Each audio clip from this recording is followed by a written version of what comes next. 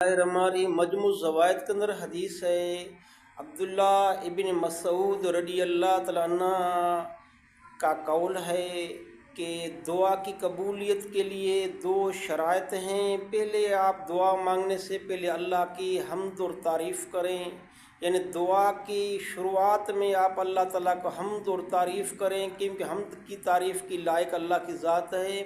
और दूसरे नंबर की दुआ की कबूलियत के लिए नबी अकरम और नबी करीम के आल पे दुरूद भेजें।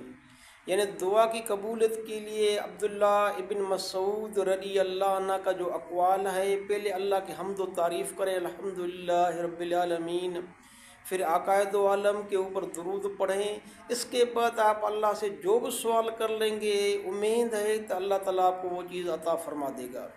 यानी दुआ की कबूलियत के लिए दो शरात अब्दुल्ला बिन मसऊद की कौल के मुताबिक हैं।